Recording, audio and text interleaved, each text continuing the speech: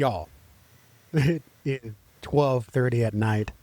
It is the end of day two at SCG. I'm tired, but I wanted to document just how amazing this day was and how humbled and thankful and grateful I am to all the people that helped me place in the top four of the constructed tournament of Wonders of the First in SCG Con Houston. I am so surprised at how much fun this was, also how tiring it was, how stressful it was.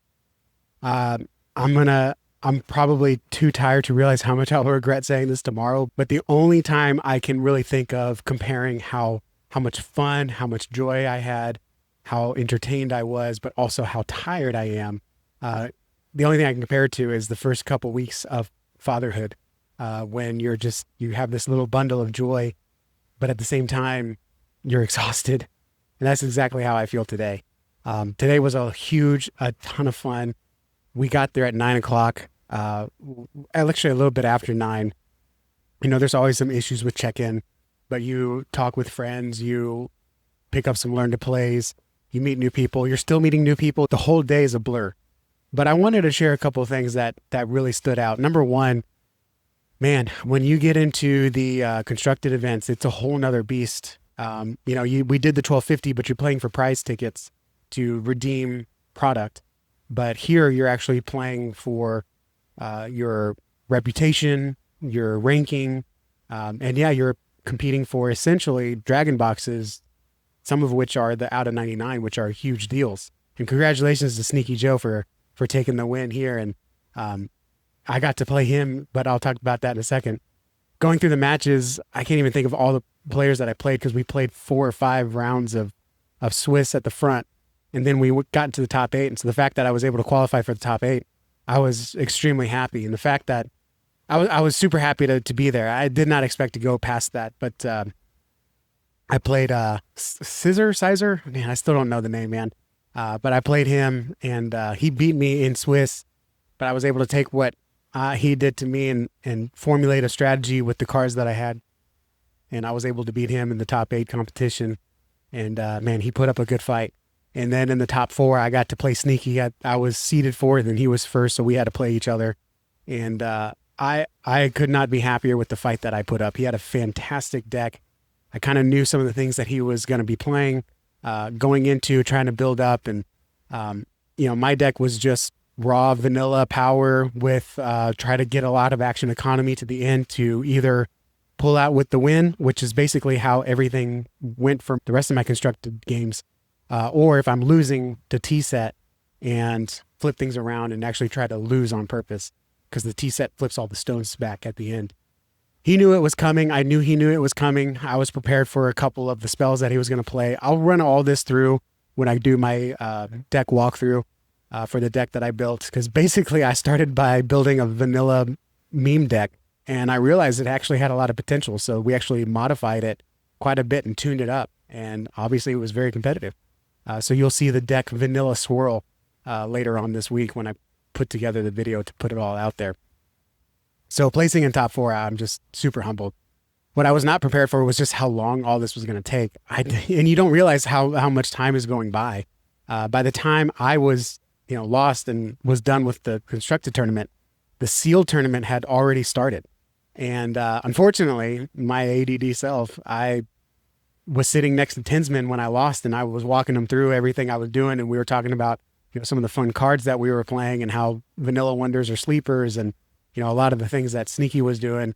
And then I remembered I had my formless foil prisoner, and Tinsman had his pin on him. So I got him to sign my formless foil prisoner. So now this is now signed by Frenchie and Tinsman.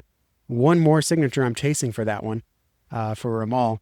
And we were just talking a lot about the game and some of the cards and some of the things that I'd like to see. And I got to share my collection with them. I pulled up my Umbrathine collection video and we were talking about the cards I'm chasing, the set I'm creating, and a lot of fun. And I realized I got to go to Sealed. I ran over to Sealed. And by the way, I have not used the restroom or drinking much at all. I was tired. And when I got to Sealed, I said, am I too late for Sealed? I just finished at a tournament and I'm trying to jump in. And he said, yeah, I'll get your box. I got your station. He said, everyone else has already started. You've got 13 minutes to build your deck. So I had 13 minutes to sit down, open a box, crack all the packs, look at all the cards, and then put all the cards together. That was a trip. All at the same time, I got Roaming Boss next to me telling me about all the cards he's getting. And he's like, oh, dude, look at this land, look at this, or look at this item, look at this one. Oh, dude, I'm going to pull this together. I got this, look at this combo. I'm like, I'm trying to look at my own cards. I mean, I didn't say that, but he was super excited. I was super excited. The people next to us, there was new people there that were familiar with the game, familiar enough to know the rules and how the game works, but, you know, still had questions and everything. And so we were just talking, and at the same time, I'm trying to put together my deck. And I ended up putting together a deck I think I was very happy with. If I had to name it, I would call it It's a Small World After All, or maybe A Small Existence After All, because it was really focused on really small power with some action economy, but really not small power, small cost wonders. So get a lot of wonders out, and if they take one of mine off the board, it's not expensive to put more on the board. If anything, it was too economical because there was several actions or several rounds that I was finishing with too much actions. But I don't know if I'll go over that deck or not. But I ended up going 3-1. The only loss I had in sealed was against Dr. Bray, and he put up a really good game, and I was so tired. And again, I was running on fumes. I would have been in worse position if Roaming Boss hadn't given me a bottle of water, because I was just going from game to game to game, and played Dr. Bray. And again, he put up a really good fight. I think looking back at it, I let myself get too tired. I kind of just wanted to finish so I can go to the bathroom, because you just don't have time to do any of these things, get another water, I don't know, something. I'd like to think that there was a path out, but not knowing his cards, I mean, he could have had an answer to them. So that was a well-deserved win. So going into tomorrow, I just wanted to do a quick video here to share, you know, a lot of what we did on day 2. If you watch the video of my first day where I had a little bit more energy, all the stuff that I brought was totally needed. I brought more of the tokens that I needed. It was great. And I'm glad that my kids got me a extra protein bar because I needed it. So definitely, you know, I'm refilling my Gatorade. I'm going to put more protein bars. I told Capricorn, I was like, I'm going to pack a sandwich tomorrow, because like, if you don't get real food, like you can't live off of protein bars. It was tough. But congratulations to Sneaky Joe. Capricorn took second. Vortex took third, which is Sneaky Joe's son. And then I got to take fourth. So congratulations to all you guys. It was so much fun. The deck performed so well. I have a video of, I'll put the video, it'll be a long video, but it'll be me having the deck idea, playing it. I got the first play down, and then I kind of realized it's going to be maybe possibly a really competitive deck. So I stopped recording so I could put it all together. And then it was all about practice and not about content. So I don't have any other videos showing that deck, but I'll go through the deck here. You know, I know no one wants to see a fourth place deck, but I think it's a lot of fun. So I'll post that up for you to see. So thank you guys for watching. I'm tired. I'm going to go straight to bed now. All right. Day 3 is done. I tried to do a video when I got home, but I was so tired. Day 3 was a lot of fun. So here I am coming the day after, and I want to give some insights and share my experience with my first competitive sealed tournament of Wonders of the First. And let me tell you, sealed is an entirely different animal once you get into like the real players. Now, when you do sealed at home, especially around the kitchen table, you buy a pack, my cousin buys a pack or whoever, you all open it up, you all make a deck, you'll play and you have fun. But once you put real money on the line, talking $3,000 for the top spot, $2,000 for the second spot, you know, even if you lose in the championship, you still get $2,000. Things get very competitive. Not only that, you've got all the competitive Magic players or other trading card players that did not make their finals. And so they're at SCG for another day. What are they going to do? Let's sign up. Let's learn a game. Let's try to make some money.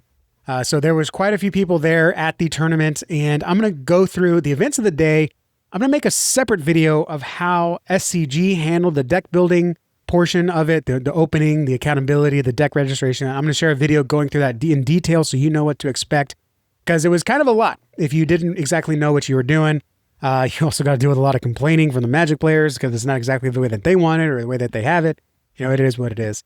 But overall, I still had fun. In the middle of game 1, I just had this sudden realization of, holy cow, I have no idea what you're playing. You have no idea what I'm playing. This is going to be an interesting, wild ride. The deck that I made was a Quantum Quell Flyer deck. Essentially what that is Quantum Quell will allow wonders and items to only be played in one realm. So the idea of my deck was to take a few flyers, equip them with Death Strike if needed, lock the opponent down to one realm, and then fly around. The strategy did not work as well as I intended. Number one, I didn't have enough flyers, so I put all my chips in just a few baskets, and if they had answers to those baskets, I was dead in the water. Number two, I didn't quite understand a few rules. So there was a game I lost on time. There was a game I lost because I misplayed, because I thought when you attack in a realm, you become the first player.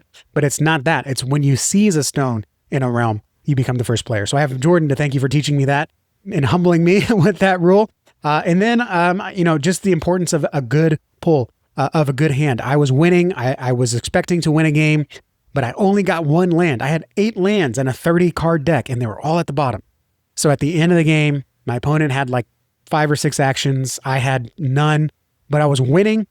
So my opponent just drew until he got a flyer so he could match my strategy. I quelled him into realm 1, and he pulled a flyer. Attacking realm 1, win, fly it over, attacking realm 2, win, fly it over, attacking realm 3, and then he got the win. So that was a tough game as well. But then once you get in a certain bracket, once you lose so many games, then you just start having fun. So then it's just, let's just see what we can do. Let's just try this strategy. And I actually did have much more fun. I was much less sweaty, and I got to play out. Had some great games with Robinero Pepper, with Stretch, who are members in the Discord, and I got to put a name to the face. Friday night we had sealed, but it was for prize tickets, so people didn't take it too seriously. But this day, people did take it real seriously. Thankfully, the Magic players, or the outside TCG players that I played, were real nice. They loved the game. They enjoyed the game. There was a Magic player in the top 8 that even while he was playing in the top 8, he just, throughout the game, every few minutes, he would say something like, "Oh, this is great. This is a great game." Or, "Man, these cards are so exciting." He's like, "I can't believe how good this game is." He was really excited. He ended up not making the top 4, but he walked away very happy. And not just for the prize money. I think he really enjoyed the game. I hope to meet him in the Discord. So all that said, the day was great. And the day was tough. It was really tough.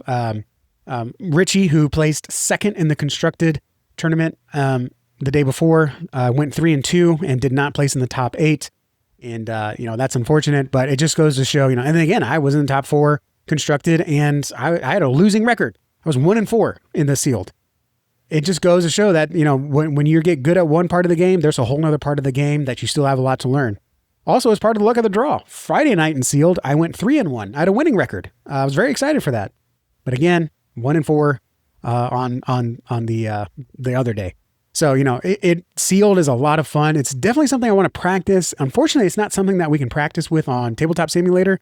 There's not a great way to just throw random cards together. And even if you did, someone brought to my attention, like, you can't just have an algorithm that just throws random cards together, because the collation, the way they cut the cards and the way they pack the cards and the order of, not just the order of the cards, you can get the arrangement of the cards, but maybe the way they set up the packs is this one card is just virtually never in a pack with another card. And if you just do random, you might get packs that don't align with what you would get in person.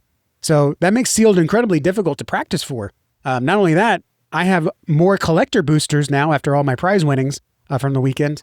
All my collector packs I could practice with sealed, but I don't know if those collector packs will match the collation for the play pack. So something else I had learned, I at least thought to think of.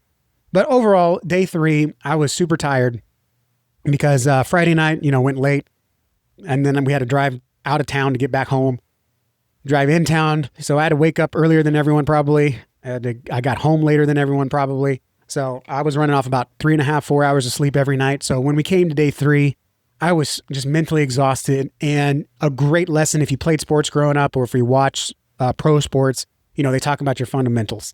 When you get tired, when you get down to the last 2 minutes, you get so tired you can't think. You got to rely on your habits, your fundamentals. And I realized after the fact that my fundamentals are not there. I was making the same mistakes I was making 4 or 5 months ago before I really started getting serious about the game. Well, I mean, I only started getting real serious about the game about 3 or 4 weeks ago. But, I did not have the fundamentals to remember where everything is, the cards that they might have, the different situations. Like, it did not cross my mind that my opponent could pull a flyer out of his butt. and win the game in that one when I locked down the realm. I didn't have the fundamental to get the proper. I was so focused on lands and bombs, I didn't have anything to support my lands and bombs. So in a game where I didn't get my lands, I lost. In a game where I didn't get my bombs, or I got them out, but they totally reacted and played Comet Cleaver, so I couldn't attack and fly out. They played their own higher Death Strike. They took my flyers, period. I didn't have a plan.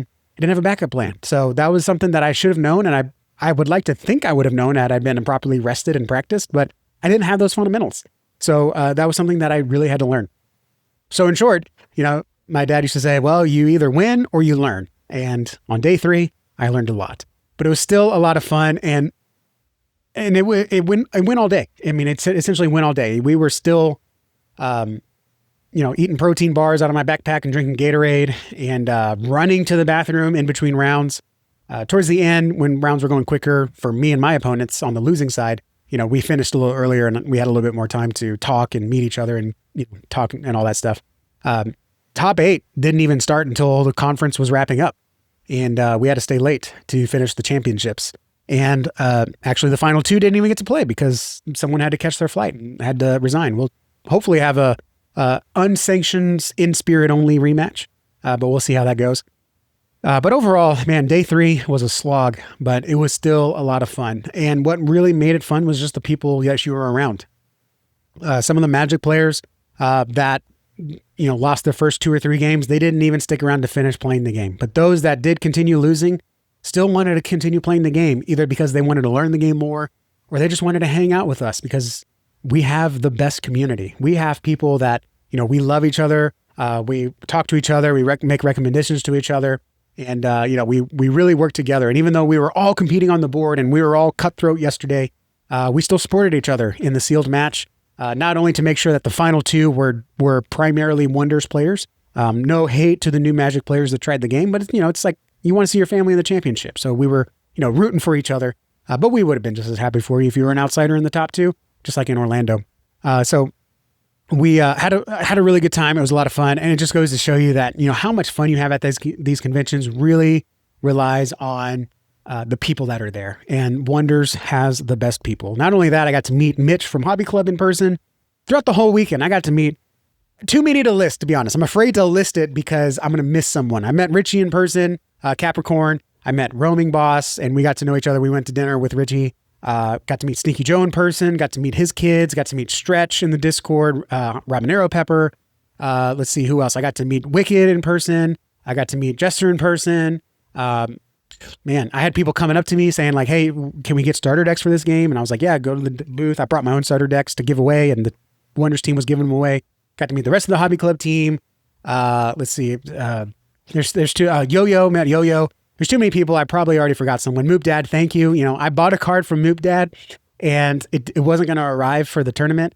And I said, oh man. And he said, don't worry, I'll bring you one anyway. So he had an extra one and he brought it and he let me use it in the competition on Friday night. So it's a great community, and the people there, as cutthroat and, out for blood as we are on the table, outside of it, it's a family. It is what it is. And that's a great thing for it to be. So overall, day 3, yeah, it was great. If it's in Houston, I don't see myself ever getting a hotel room downtown just to get there early and get a little bit more sleep. I'd rather come home, even though that comes with the baggage of home, getting the soccer van loaded up for soccer games Saturday before I go compete, and coming home late and leaving early and being in the same house as your kids, but not being able to see them while you're home. That sucks. Because I got home after they went to bed and I left before they woke up. But that being said, knowing to be a little bit more prepared, bring Gatorade, bring water, bring snacks, bring nuts, protein bars, whatever it is. Some of the players were even starting to get shaky. I don't know if it was blood sugar or not. Not only that, when I was super tired on Sunday, my blood sugar, it was harder to keep normal. It kept dropping below, and my phone kept yelling at me in the middle of the games. It was very annoying. But I guess when I'm tired, my pancreas is tired. I don't know. That was a lesson I learned too. So all that said, now I'm starting to ramble. It was a lot of fun. It was really great. And my biggest takeaway is if these are in your region and you can make it, even just playing in sealed, $30, you get the box, you get the promo, which is worth more than $100 itself. Worst case, you come play and you meet some people, and the game, while fun, is even more fun when you meet the people that you've seen on Discord, or you meet the people that know how to play the game and can show you some tips and tricks. It was just a lot of fun. And then, you know, a lot of great memories. So I can't go to Baltimore, but I will try to go to Vegas. I'll have some more information on that in the Discord. I'm going to have to, you know, the rule is my wife has to go. That's my rule. And the rule is that cards have to pay the way. This is not a business trip. This is not a personal trip. This is a trip to go play some cards. So the cards need to pay the way. Winning this weekend was my best way. We either winning a dragon box to sell or, of course, winning cash in the sealed. Those didn't happen. So now I have to weigh my options. Number one, break the box that I did win and the packs I did win, see if I hit something enough to sell. Or number two, sell my quill box, because that will definitely help me fund the way. That's a decision I got to make soon. So I'll, you know, I don't know if I'll be able to go to Vegas or not, but I really do want to go. So thank you guys for watching. I appreciate you watching this little vlog or whatever, talking head video of my experience. I hope it matches your experience. I hope this, if you're looking at going to SCG Baltimore, Las Vegas, or anytime, any SCG Con or any con in the future, hope these videos help you with what to pack, what to expect, and give you some ideas on how you can better prepare for your convention, whether you're playing constructed or sealed or even just a different game. And this week, I'm going to do some more videos about what I learned. I'm going to go through the deck registration for sealed. I'm going to go through some rules that I missed that you should familiarize yourself with, because if I made those mistakes, I'm sure many other people will make those mistakes. I'm also going to share a video about some of the spoilers that we saw. I know Richie's already done a video, Grace has already done a video, but I've got a video with some thoughts as well. And then we'll do my trades and buys as well, because I traded for some cards at SCG Con. I got a lot of collector packs. I got to open up some of them, right? So we'll open up some packs as well in a video. So thank you guys for watching. Like and subscribe for more videos. I normally do 3 a week. This week I'm going to do 5, and I'll see you all in the next video. Adios.